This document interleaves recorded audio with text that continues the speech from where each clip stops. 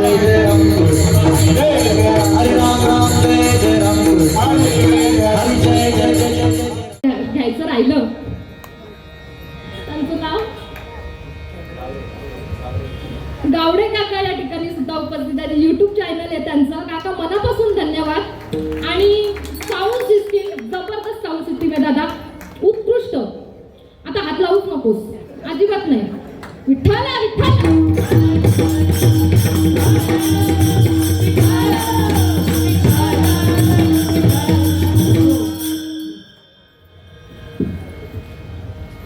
तर अभंग आहे जगद्गुरु तुकोबारायांचा. पहिल्या दिवसाची कीर्तनरूपी सेवा असते ती नामपर, दुसऱ्या दिवसाची संतपर, तिसऱ्या दिवसाची भक्तीपर किंवा पाचव्या दिवसाची कीर्तनकाराची. मर्यादा असते कुठलाही अभंग घेण्याची, अधिकार असतो तो एक प्रकारचा. आणि सातव्या दिवसाची मागणीपर. असे काही ठरलेले नियम आहेत वारकरी संप्रदायाचे, ते आपण पाळलेच पाहिजे. पहिला दिवस असतो तो नामपर असतो. नामाचा महिमा आपण जाणतात. पहिला असतो तो नामपर असतो. तर नामाविषयी आपण ऐकलं असेल पहिल्या कीर्तनामध्ये. तर आजचा अभंग आहे जगद्गुरु तुकोबारायांचा. संतांचं महात्म्य सांगणारा उत्कृष्ट असा जगद्गुरु तुकोबारायांचा अभंग आहे. परंतु संत कशाला म्हणतात? संत म्हणजे काय? संत कोणाला म्हणावं? जीवनाचं निरीक्षण करून परीक्षण करायचं तर या ठिकाणी आपल्याला 4 वर्ग पाहायला मिळतात. पहिला वर्ग आहे तो साधारण आहे, दुसरा वर्ग आहे तो साधक आहे, तिसरा वर्ग आहे तो साधू आहे आणि चौथा वर्ग आहे तो संत आहे. पहिला वर्ग आहे तो साधारण आहे. कोणाला म्हणायचं साधारण? नेमकं कोणाला म्हणायचं साधारण? काम, क्रोध, लोभ, अहंकार आणि दंभ हे 6 ज्यांनी केले धारण त्यांना म्हणायचं साधारण. बोलत जा, त्यांना म्हणायचं साधारण. दुसरा वर्ग आहे तो कुठला आहे? साधक. या 6 ज्यांनी ठेवलं धाकात त्यांना म्हणायचं साधक. या 6 ज्यांनी टाकलं धून त्यांना म्हणायचं साधू. आणि या 6 ज्यांनी केला अंत त्यांना म्हणायचं विठ्ठल विठ्ठल.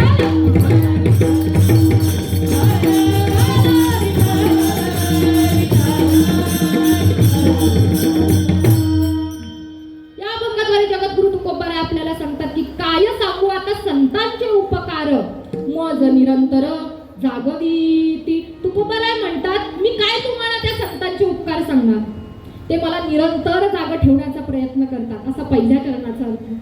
दुसऱ्या चरणामध्ये जगद्गुरु तुकोबाराय सांगतात काय द्यावे त्यासी हवे उतराई ठेवीता पायी जीव थोडा.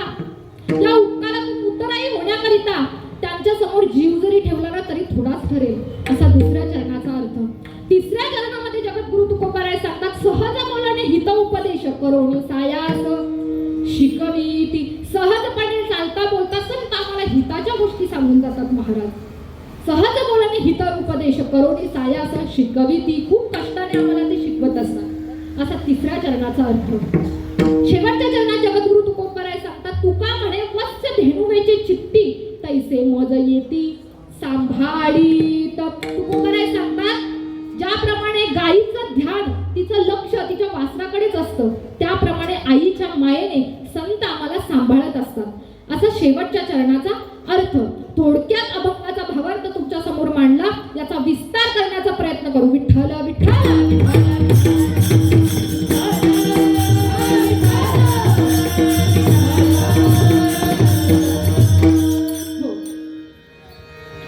श्रोतेहो, आपल्याला अभंग सोडवायचंय. लक्षात घ्या, आपल्याला काय सोडवायचंय? अभंग सोडवायचंय. परंतु मी तुम्हाला खरं सांगू, अभंग कधीच सुटत नसतो. अभंग कधीच सुटत नसतो. लाखो कीर्तनकार आले गेले महाराज, अभंग कधीच सुटला नाही. मग तुम्ही म्हणाल अभंग सुटत नाही, मग ताई तुम्ही आलाय कशासाठी? आलाय कशासाठी? एक प्रश्न उभा राहतो महाराज. अभंग सुटत नाही मग तुम्ही आलाय कशासाठी? ऐका श्रोतेहो, अभंग कधीच सुटला नाही महाराज. का? ज्ञानोबारायांना काय म्हणायचंय, तुकोबारायांना काय म्हणायचंय, हा भाव आपल्याला गाठता घेणं कठीण. त्यामुळे अभंग कधीच सुटत नसतो. लक्षात घ्या. फक्त आपण अभंगाची अर्थपूजा मांडायची.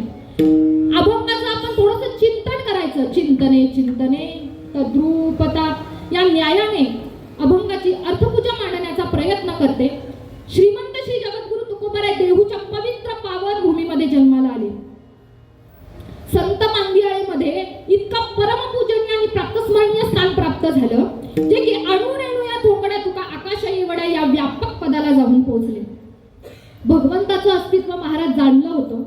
आपण प्रापंचिक माणसं नश्वर असलेल्या प्रपंचाला महाराज आपण खरं मानून बसलो, परंतु सत्याचा उत्तम शोध संतांनी आपल्या आयुष्यामध्ये घेतला आणि तो शोध तुम्हा आम्हाला मिळावा याकरिता हृदय करचडलं, तडफडलं आणि जीवनाचा उत्तम मार्ग संतांनी आम्हाला घालून दिला.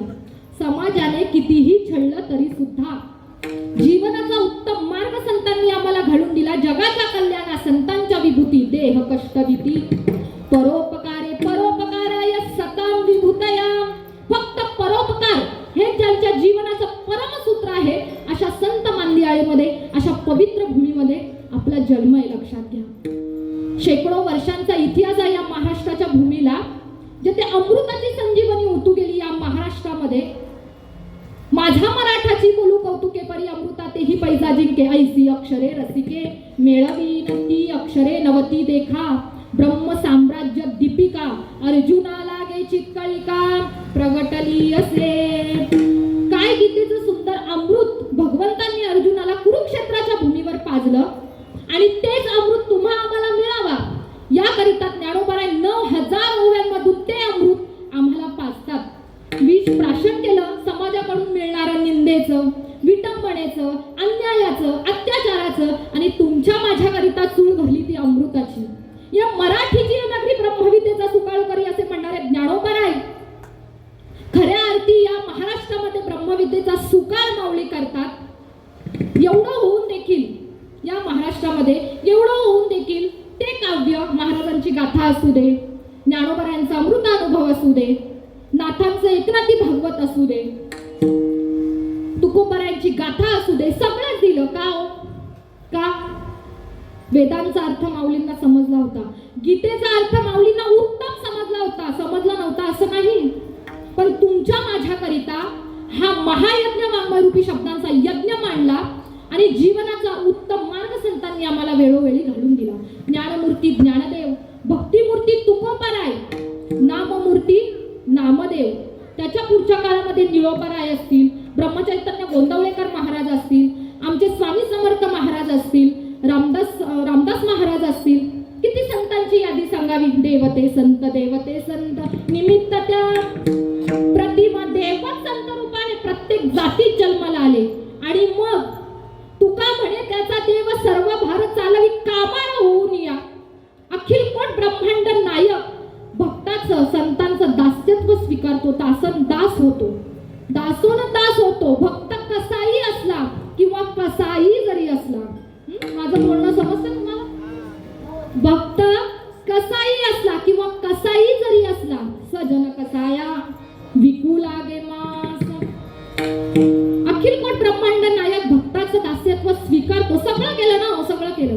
कबीराचे विणतो शेले कौशल्यचा रामबाई, कौशल्यचा राम भाबड्या भक्तासाठी देव करी का.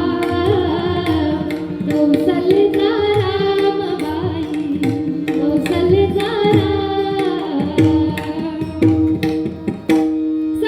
सगळं केलं भगवंतांनी. एकनाथ महाराजांच्या घरी किती दिवस राबला हो देव? किती दिवस राबला एकनाथ महाराजांच्या घरी? 36 वर्ष भगवंतांनी राबावं महाराज. द्वारकेची मूर्ती